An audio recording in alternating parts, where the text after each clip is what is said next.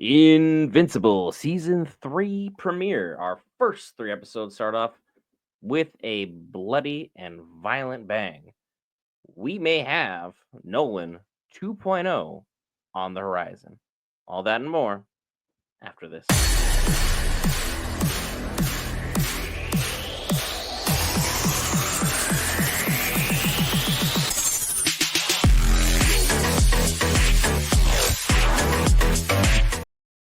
All right, guys, right here back for Geek Variants. Cover all things Marvel, DC, Lord of the Rings, anime, gaming, Star Wars, and more. This time, Invincible Season 3, and I gotta say, absolutely one insane set of first 3 episodes to start the season off. But before we get into the recap of what actually happened, Will, your thoughts of a review of those first 3 episodes of Season 3? Season opener was a banger. Definitely, you should watch. If you're not already watching, you need to watch it. Get it done. They get through a lot of the story as far as what we saw in the trailer. Explain a lot of things, which means there's a lot of open-ended stuff at the end, and I cannot wait to see what happens. Like it ended on a note where I am hyped to find out what is going on. And I gotta say, for me, the episode 1, absolutely action packed, insane, balls to the wall level of action from the moment the first bell starts to the minute episode 2 ends. Episode 2 picks up. Episode 2 picks up. We got a little bit more subplot, which I'm sure that's where Will's picking up on a lot of the vibes we got going on here. And then episode 3 left things just absolutely in an insane state. You need to check it out. Basically 10 out of 10 opening. This series is continuing to show why it's one of the best animated series out there and slowly is working its way into one of the best animated series of all time conversation. But enough about the hype train. Will, I know you got things you want to tell the folks. Start the recap that I know you're eager to get to. All right, let's get into the recap. Simple as this. We have again starting out. Mark is just scrapping. He is going through a full-on training program that Cecil has designed for him, and they're constantly trying to, see where his levels are at, trying to get him stronger, trying to get him ready for whatever's coming his next. That is Cecil's job, is to make sure that Earth will be defended by the heroes that they have. And however he can make them stronger, that is what he's willing to do. And if you know anything about Cecil, he will do whatever it takes. So basically, he is going through that, and basically everybody starts to come back together. All the Guardians of the Globe. They find out that Kate's still alive. Ray is back. The whole team comes together. So with Samson and not Samson, you got Immortal, you got Bulletproof, you got Shapesmith. Like everybody's in. Like we have the full Guardians of the Globe ready to roll. Like everybody is back together. All right. We end up having some mystery characters that look like they're time traveling a little bit. What was it? Fight Master and somebody steals a Declaration of Independence during one of the scenes with Rex. Like, don't know who they are, what they about, but they're just kind of there. You got Dupli-kate and you got Dupli-Paul. You know, Paul is, Kate's brother. And there's written reasons why Kate came back to the Guardians because she had to come stop him from beating up rex-splode, but Invincible was handling that very well. He is starting to not hold back as much and really starting to let loose a little bit more and more. So again, we're seeing that evolution of the character. Oliver, his powers have manifested. He is not told anyone, but they find out he is actually doing his thing, and Mark is trying to get a date with Eve because he's still thinking about the stuff that the older Eve from last season told him. So he's trying to make it to, make sure that he can talk with her and figure out whatever they need to do in life. And with all that going on, everybody's got together. You start seeing like, okay, we got like happy kind of endings with some of the stuff seems to come together. Now, Doc Seismic has spent the entire time with some like Omega level mutant powers, feeling the earth, feeling the vibrations of the earth and all his creatures underneath, mapping out every single hero, where they're at, what they're doing at all times, all their footwork patterns, everything, just so he could send his various creatures, golems, centipedes, spiders, whatever, to capture every single hero from underground, lock them up, and pretty much get ready to destroy all of them. But the two that can't be really contained are Invincible and Adam Eve because they fly around a lot and they're sitting up in the trees and other things. So they're free to come in and do the rescue, which is what we all love to see. They're coming in and they get mollywopped and locked up with everybody else. So Cecil ends up having to send the pods down, which the pods have a lot of those guys. I forgot what they call them, but the donated bodies, they become the robots. Like, yeah, they come in and just start handling business, and they're with Darkwing, and we know Darkwing was doing some shady stuff last season, but now he's working for Cecil, and Cecil is like, yo, he's been rehabilitated, they're good to go, and he's with us now. And Invincible is not about that life. He is mad, and he's like, yo, me, Cecil, me, you need to have a conversation. And eventually, Cecil puts him in a room, like, you want to have a conversation? Go ahead, but you're not gonna like the way this turns out. And he is locked in a room with a bunch of those guys ready to scrap. And that's how episode one ends. Absolute banger of a start. So episode two, you want to go into this one, or shall I keep going? I will jump in for episode two, as you brilliantly recapped episode one. Episode two picks up with Cecil being the manipulative mastermind as he is, and we kind of pick up more of his backstory. We see that he was originally an agent way back in the day. He had to handle business with some insane people who were about to leak out some insane levels of toxin upon the world that were going to absolutely just decimate all human life, and that they were both people who were zealots for their cause and ready to make some rather creative changes for everything going on in human life. Cecil, throughout his abilities and things he has going on, was able to ultimately save most of everybody except for 17 people, and he had most of his skin melted clean off in the cause of stopping them. However, he left that lovely scar that we have on one side of his face because he wants to honor and remember the 17 who have fallen, which ultimately led Cecil down this insane path where he eventually gets thrown in jail because he's no longer believing what's going on, because we had another break in to the organization as he's kind of like coming to, and he sees the people who were insane that were rehabilitated by this agency before.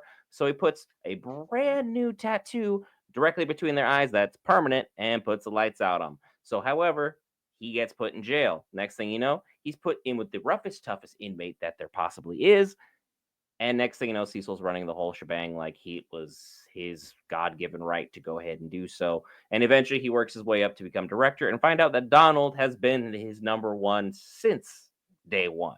So Donald has been working at this job for a long time. Feel bad for Donald in that regard. But it turns out Cecil is kind of seeing things, and he's had to do things that Mark's basically had to do because Angstrom Levy, that's the person that he ended. So now we've been dealing with all these emotions, and Cecil's like, look, I did the exact same thing or want to do the exact same thing you did. I pulled the trigger. I don't want you to. So they went into this room we were talking about where Cecil has an army of his donated bodies just go absolutely ham on Mark. Mark has to fight on back. And next thing you know, we see that Cecil has a little detonator where he holds this magical button down. And it turns out that there was an implant directly inside Mark's head. And Mark is basically crippled for the most part. It affects his ability to fly, his ability to think, his ability to walk, talk, all that good stuff. So Cecil's not really playing fair, but Mark manages to escape. He turns out he lands with the Guardians, and he just like, hey, look, someone take this out of my head. Cecil put this in me. Cecil then has to have a whole moment in front of the squad where they're basically trying to have it's a team versus team thing. We're having the Marvel Civil War out here. We're picking sides, we're picking teams. Half the Guardians decide to go away. Basically, the young group decides, hey, you know what? We're done with you, Cecil. Can't be any part of you. Immortal, Kate, and somebody else whose name I forget at this time, along with now the newly anointed member, Darkwing, make up the faction that has remained behind. Everybody else has basically gone off, including Rex, the robot, all that other amazing gang that we know and love, because they're like, if you're willing to do this to Mark, you're probably willing to do this to us. So the Guardians have broken off. Mark is eventually saved, has the implant removed, and he tells Cecil, look, you ever come near me or my family ever again, that's all she wrote. I'll end you. Do not do this. Stay away from me. And Cecil allows him to leave, and Mark is gone. And that is basically where we end up with the end of episode two. I'm going to throw it over to you for the rather emotionally powerful start of episode three. Episode 3 is just kind of hitting everybody, and the same with Spider-Man stuff. Like they're showing you what's going on with the economy within the series for that. So you got two guys. They're in a relationship, and they're trying to trying to rob banks, trying to do what they can to make ends meet. And eventually they get stopped and they manage to get away. So they're trying to do things the right way. So with that. And with all their hard work and all this stuff of them trying to do things the right way, they are still not able to get stuff done. So they end up turning back to the life of crime. And in the process, they end up getting stopped by Invincible and Omni Boy, Omni Kid, whatever you want to call it. Oliver is there and is representing, Omni Man because he's still, like, dad's changed and he's only known dad for what dad is, being a decent guy, even though he's heard about all the bad stuff that's done. So he's got a suit with the reminiscent O, and he's trying to be a superhero because he actually gets to learn to train and do stuff, but he's really not listening. Invincible Boy, gets dubbed this way because he's got a new suit, black and blue, which is apt because that's what color he keeps getting turned. And he is working his way through basically raising his brother to be a superhero the same way his father did for him, training him, flying first, then we get to fighting. And throughout the process, you got the younger Guardians, the team, which they're looking for a new name, Rex and his exes or whatever they want to call it, and they're moving into their new building and trying to get their stuff together. Eve is on the mend with trying to get something with her parents going to kind of get them back together. You got Debbie who's actually out there trying to date, and she ends up exposing Mark's secret identity without his permission, but she's trying to do this thing, trying to do her thing to get, her life together, which is understandable.